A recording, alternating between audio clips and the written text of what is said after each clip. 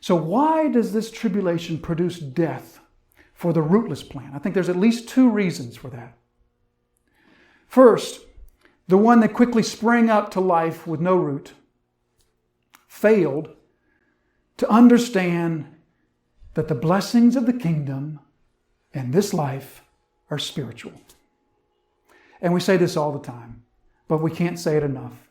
Just how easy it is to confuse the blessings of the kingdom between spiritual blessings and physical blessings. Every spiritual blessing in Christ is ours. But we have no promises of physical blessings.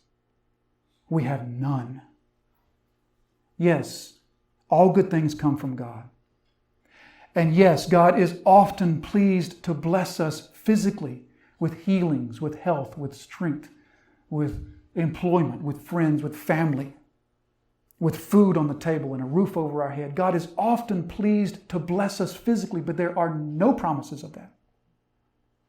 Instead, there is every promise for every spiritual blessing. The physical blessings start at the resurrection. Mark that on your calendar. When you're resurrected, that's when your physical blessings are promised. And they last for eternity. Your spiritual blessings are what have begun in this life. And when we confuse the two of those, we will be tempted to see the one who caused the sun to rise on our life to be hard. That's the first thing. The second thing is a failure to count the cost. The Scriptures teach us this with regularity, don't they? Jesus tells us in Luke 14, this long extended passage about counting the cost. In the passage, we're told that a great crowd started to follow Jesus, but Jesus stopped and turned to them, and He said to them, you better count the cost to follow me. You better stop and assess the costs, because following me comes with a high cost. And He gives the examples of the king going to war and how he's got to assess the cost, or the builder that's preparing to build and how he has to assess the cost. And he ends that whole section in verse 33 by saying, therefore, any of you who does not renounce all that he has cannot be my disciple. Any who does not renounce all that you have, any who would say to the Lord, there is something that's not yours. If you in your heart cannot say to your Lord, it is all yours. There is nothing of mine that I withhold from you. You have every right to every part of me. If any part of you would say, Lord, you do not have a right to tell me what to do in this or what not to do in this. If any part of you has that sentimentality, you cannot be His disciple. Those are not my words, those are His. Now, that does not mean that in reality you actually put everything of your life on the altar, that you really do follow through perfectly. But that is to say, if you have a heart that intentionally says to your Lord, Lord, I can't love you with all my heart, mind, soul, and strength in that area. Or this thing over here, I'm not willing to give up for you. If that's your heart, Jesus, not me, Jesus says to you, you cannot be my disciple. Jesus never conned anyone into following Him.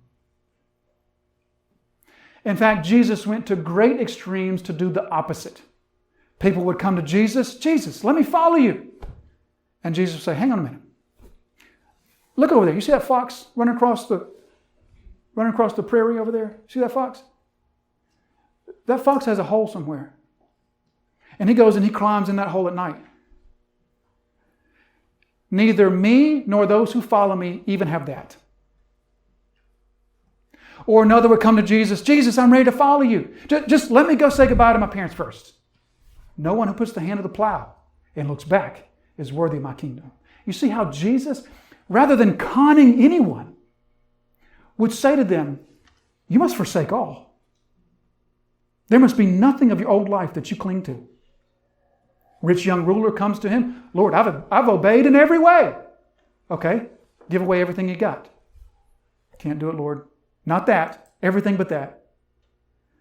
If you are not willing to renounce all that you have, you cannot be His disciple. Those are His words, not mine. And when we fail to count the cost, you will quickly begin to see God as a harsh, exacting, overly demanding God. And that will give rise to this son who brings death, not life, unto you.